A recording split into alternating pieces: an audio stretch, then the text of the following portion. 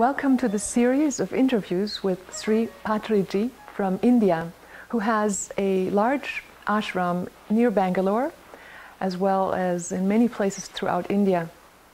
I experienced Sri PatriJi in 1998 for the first time, and I have to tell you, from my experience, he's the most compassionate, humble, truly dedicated to service being that I have met. I am sure there are many others. However, his demeanor, his presence is strong. His internal presence is sublimely humble. When we went to meet Sri PatriJi in a group of meditators, I was not told he was even present at the ashram where we were meditating. We meditated in the dark, and out of all people I've ever experienced, he was the one that stood out. He glowed in the dark, and it was apparent to me that we were truly in the presence of a master. Prior to that event, we were told to experience many masters in India, but when you're not told that the master is present and you can see the presence of a master, that's when you really know that somebody holy has entered your life.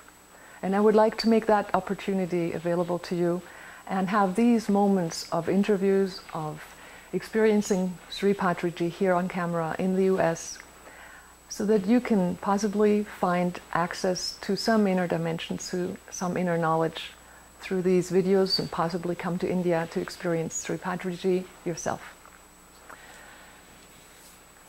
Thank you for being here. Thank you for coming to the US. My pleasure. And I would like to ask you some questions that I'm sure are on many people's minds. And I would like to start with a question about the nature of consciousness, the mind, the silence of the mind, meditation, the purpose of meditation, and enlightenment. So any part of which you would like to start. Wow. Yes, we are all naked consciousness.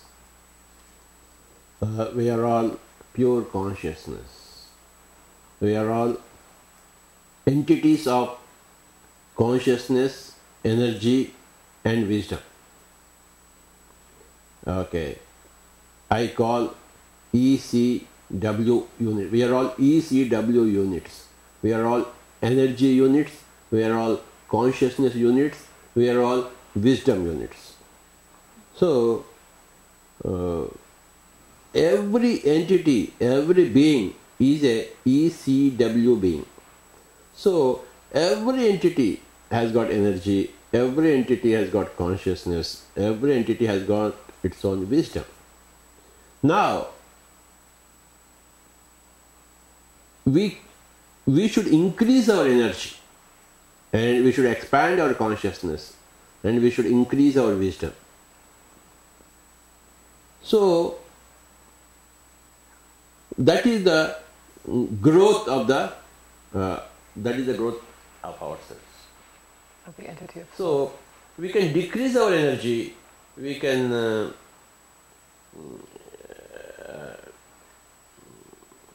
contract our consciousness, we can also lose our wisdom from time to time. When that happens, you suffer. Okay. So when suffering is there everywhere, as Gautama Buddha said, why that suffering is there? That suffering is because of greed. contraction, yeah. Greed. And that greed is, lack of compassion.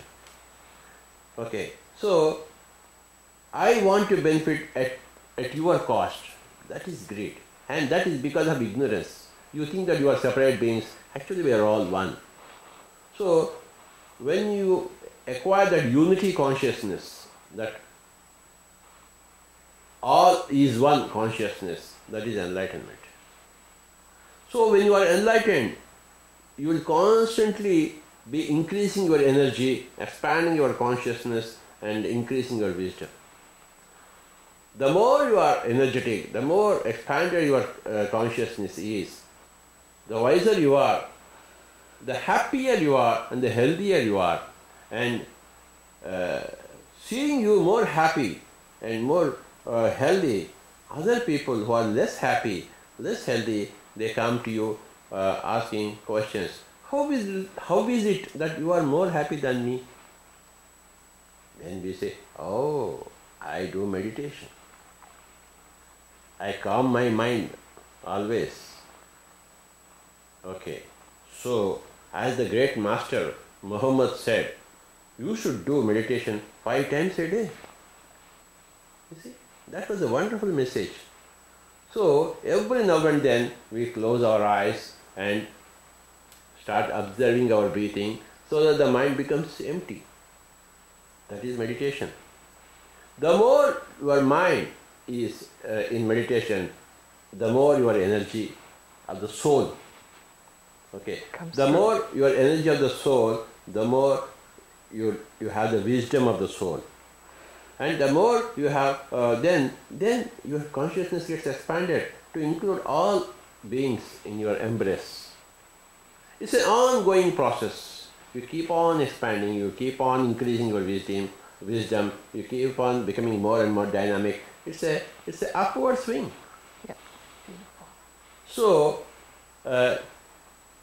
when you do things contrary to this kind of wisdom, then you give suffering to others and you have suffering from them. So, I don't want suffering anywhere.